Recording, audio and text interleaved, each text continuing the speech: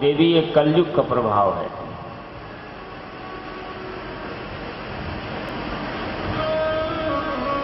जैसे भक्ति महारानी ने सुना तो कहा कि मैंने सुना कि परीक्षित ने कलयुग को मार देने का निश्चय किया था, फिर इस पापी युग को क्यों छोड़ दिया, जिसके कारण से हम छिन्न भिन्न हो गई। तो नारद जी ने कहा कि देवी, राजा परीक्षित सारग्रही राजा थे, विद्वान और ज्ञानी थे। कलयुग में एक बहुत बड़ी अच्छाई है, इसके कारण से छोड़ दिया है इसको। यत् फलम नास्ति तपसा योग समाधिना तत्फलम लभते कलिम केवलम केशवो कीर्तना। जो पुण्य अन्य युगों में बड़ी बड़ी तपस्याओं से नहीं मिलता, वह पुण्य भगवान के केवल कीर्तन से कलयुग में मिल जाता है। कलिकर एक पुनीत प्रतापा, मानस पुण्य होई नहीं पापा। मन से आपने किसी को राजा बना देने का संकल्प कर लिया तो मन का किया हुआ पुण्य भी आपको मिल जाता है और पाप नहीं मिलता। मन से पाप कर लिया पर तन से नहीं किया तो उसका पाप नहीं लगता। ये कलयुग की विशेषता है। और अन्य युगों में मन से भी यदि आपने पाप कर लिया तो उस पाप का फल लगेगा, पुण्य का नहीं, पुण्य नहीं मिलेगा। इसलिए इसकी महिमा है और इसीलिए इसे छोड़ दिया था। भक्ति महारानी ने नारद जी की सुंदर प्रार्थना की।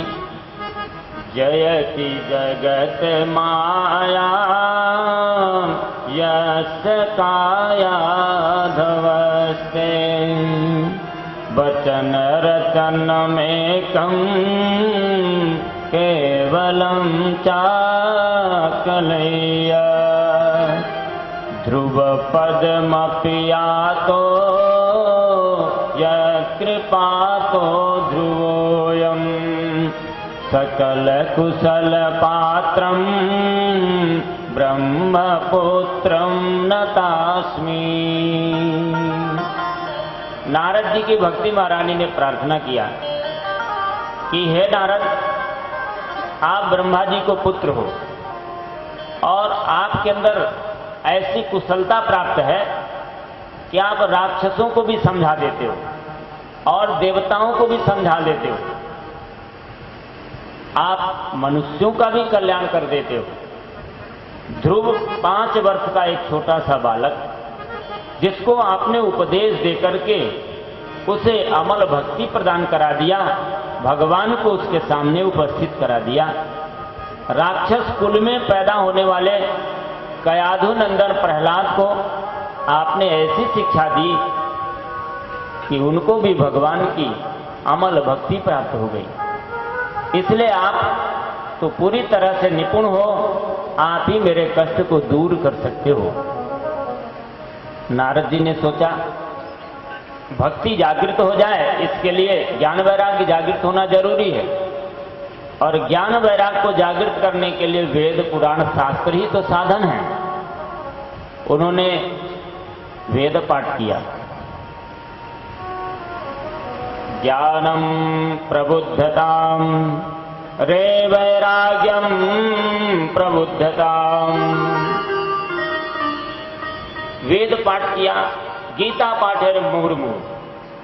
एक बार नहीं कई बार गीता सुनाई और कहने लगे कि अरे ज्ञान, अरे वैराग्य जागृत हो जाओ।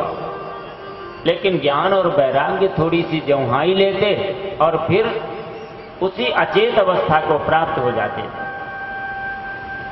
तो नारद जी चिंतित हो गए।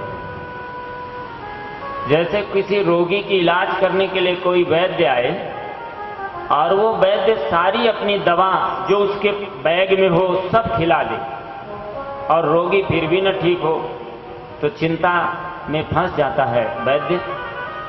ऐसे ही नारद जी के मन में आया कि अब मैं क्या करूं, मेरे पास तो जो भी था मैंने सब प्रयत्न कर लिया, लेकिन भक्ति के दुख को तो दूर करना होगा।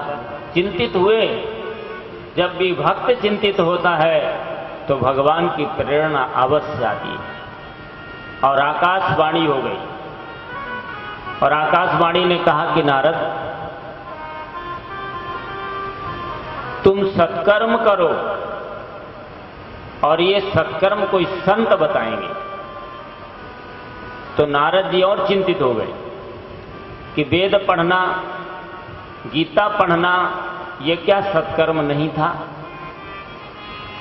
और संत बताएंगे, इसका मतलब मैं संत की श्रेणी में भी नहीं हूं। तो अपने ऊपर भी प्रश्न चिन्ह खड़ा हो गया नारद जी को, और चिंता बढ़ गई। दोनों ने सोचा संत बताएंगे, एक आकाशवाणी का मार्गदर्शन तो है, तो चलो सबसे बड़े संत इस सृष्टि में जो सबसे बड़े संत हुए हैं वो सनकादिक ऋषि हैं। ब्रह्मा जी की सृष्टि में सबसे पहले सनकादिक ही आए हैं, जो 5 वर्ष के अबोध बालक के रूप में रहते हैं, और वो केवल भागवत कथालापई, भागवत भगवान की कथाओं का गुणानुवाद करते रहते हैं। बस उनका काम इतना ही है, और इसीलिए उनकी उम्र न घटती है न बढ़ती है। उस सृष्टि में अमरत्व को प्राप्त किए हुए हैं। और वो बद्रिक आश्रम में रहते हैं। तो नारद जी बद्रिकाश्रम की ओर चल दिए। बद्रिकाश्रम में जैसे पहुंचते हैं तो बड़े चिंतित अवस्था में नारद जी बैठ गए कि वहां पर सनकादिक उपस्थित हो गए, भगवान नाम संकीर्तन करते हुए। और सनकादिकों ने पूछा, नारद आप इतने चिंतित कैसे हो जैसे कोई धनवान का धन चला जाए? गत वित्तो यथा जनः, जैसे किसी धनवान का धन चला जाए तो उतना चिंतित होता है, आप तो वैरागी संत हैं, ज्ञानी संत हैं, आपका क्या चला गया, इतना क्यों दुखी हो? तो सारी कथा को नारद जी ने सुनाया। तो सनकादिकों ने मार्गदर्शन किया कि वो सत्कर्म क्या कहा है आकाशवाणी ने, सुनो। सत्कर्म सूचको नूनम ज्ञान यज्ञ स्मृतो बुधै श्रीमद्भागवतालापः सतुगीत सुखादिभिः। वो सत्कर्म और कुछ दूसरा नहीं है, श्रीमद् भागवत कथा का गान करना ही ये सत्कर्म है। तो नारद जी के मन में आया कि वेदों से अलग तो है नहीं भागवत, जितने भी अन्य पुराण हैं इनमें से या वेद से ही सारे पुराण बने हैं, इसलिए वेदों से अलग तो पुराण हो ही नहीं सकता। कोई भी ज्ञान वेदों से पृथक नहीं है। इस संसार का जितना भी ज्ञान है, भूतम भविष्यच्च च, जो वर्तमान है, भूत है, भविष्य है, वो सब ज्ञान वेदों में ही है।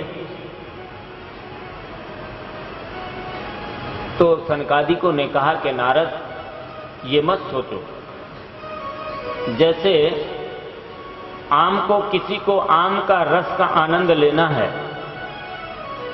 तो यद्यप उसकी जड़ से ही आम का तना खड़ा हुआ है और तने से ही उसी का रस उस फल में आया है, लेकिन आम का आनंद लेना है तो आम ही खाना पड़ेगा। उसके पत्ते खाने से या उसके तने खाने से आम का स्वाद नहीं मिलने वाला है। दूध से ही घी बना है, इसमें कोई संदेह नहीं, दूध के अंदर घी मिला है, पर जब पूड़ी बनानी होगी तो घी से ही बनेगी, दूध से नहीं बनेगी। इसलिए है तो ये वेद का ही, लेकिन ये वेद का सार है, इसलिए ये वेद का होते हुए भी वेद से पृथक है और ये सर्वग्राही है। इसमें सुखदेव जैसे पारखी तोते का मुख लगा हुआ है। कोई फल बहुत मीठा होता है तभी तोता उसमें मुंह लगाता है। तो ये सारे ग्रंथों का सार है, इसीलिए सुखदेव जैसे वीतरागी महात्मा के मुख से उद्भूत हुआ है, इसलिए ये अधिक महत्वपूर्ण है। जब सुंदर ज्ञान दिया और ये कहा कि देखो ये इतना सहज रूप से नहीं मिलता, भाग्योदयेन बहु जन्म समर्जितेन सत्संगमं च लभते पुरुषो यदा वै। ये बड़े भाग्य के जब समय होते हैं, कई जन्मों के पुण्य उदय होते हैं, तब इस कथा को सुनने का सुअवसर मिलता है। और इस कथा के सुनने से अज्ञान हेतु कृत मोह मदांधकारम नासं विधाय हि तदो दयते विवेकः। हमारे हृदय का अज्ञान दूर हो जाता है। क्यों? ज्ञान के बिना, ज्ञान से पवित्र कुछ नहीं है। गीता में भगवान ने कहा नहीं ज्ञानेन सदिश पवित्रमिहि विद्यते।